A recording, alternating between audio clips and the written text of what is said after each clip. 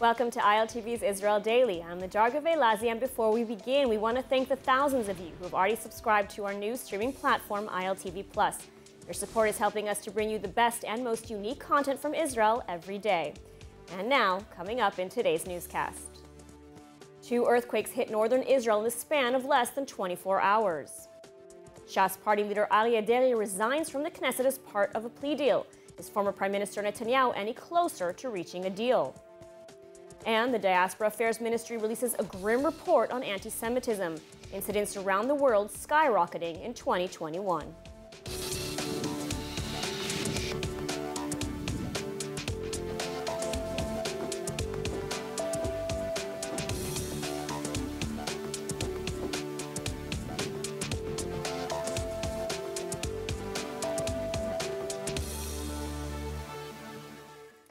Not one, but 2 earthquakes rattling Israel in the past 24 hours. The first hit on Saturday night and was felt by many residents throughout the center and north of the country, while the second hit Sunday afternoon.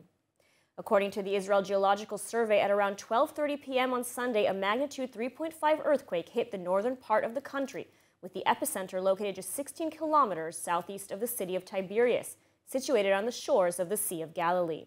And less than 24 hours prior, according to the European Mediterranean Seismological Center, an earthquake with a magnitude of 4.1 hit Israel with the epicenter in the Dead Sea region, just south of the Sea of Galilee near Afula and Bet Shean at a depth of 2 kilometers.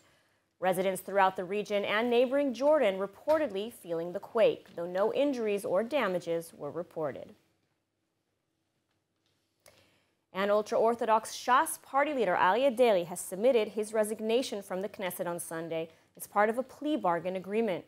Joining us now with more is ILTV reporter Asaf Nissan. Asaf, so what exactly does this plea agreement entail?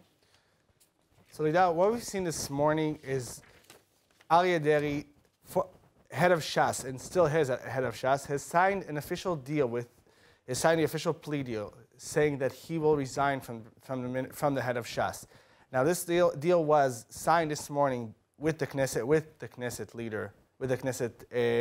head of the Knesset, Miki Levy, and in the next 48 hours will be, of course, validated through the courts. Now, what we're seeing here is basically Deri agreeing to quit. In the plea bargain, plus we're talking about a fine of 180,000 shekels. That will pretty much going to cover up the 2 allegations against him regarding tax evasions. And he's not going to face any jail time. He's not facing any jail time. Plus, if we are talking already about what he's not going to face, also is not going to be the turpitude vote. The turpitude issue, as we know, is always a problem that goes with politicians who agree with plea bargains. And speaking of Deri himself, we also know that back in the 90s, in the most prominent affair that was against him, there was the bribery charges, of course, in there, who was found guilty and was pretty much also charged with turpitude, making it 7 years that he can't go into Knesset.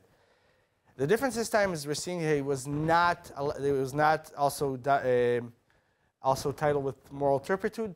This, in fact, gives him the will and the free option to run again to the next Knesset, which basically means in the 25th elections coming up, whenever the government decides to end the deal, pretty much after 4 years, hopefully, we're going to see Deri again in the head of the list, and potentially he could go back in. Of course, there is a question of the new Attorney General will be in charge, who's going to decide on the whole deal. But basically, we're not seeing a lot of different issues that's going to happen if Deri wants to run again as head of the party. So dodging the moral turpitude in this plea bargain, in stark contrast to former Prime Minister Benjamin Netanyahu. A big week for him. What's going on with the plea deal and Netanyahu? So what's happening here is a bit different. Of course, we know that the plea deal with Deri did not include moral turpitude, but we do see that Netanyahu's will still do. Now, regarding what's going to happen this week is, of course, this is a crucial week for the Attorney General and, of course, Netanyahu, because this is basically the Attorney General's last week in power. Next week, on January 31st, the end of the month, he's leaving his chair. Before that, he has to make the decision whether or not Netanyahu will get his deal. Now, from what we hear from the prosecution, it's not going to happen. Netanyahu doesn't want it, and I know the prosecution itself, also based on public opinion, will not want to go towards that plea deal. And we're also hearing, of course, voices, if Netanyahu wasn't allowed the original one, they want to worsen the deal now. Not only 7 years of moral turpitude, but actually 14.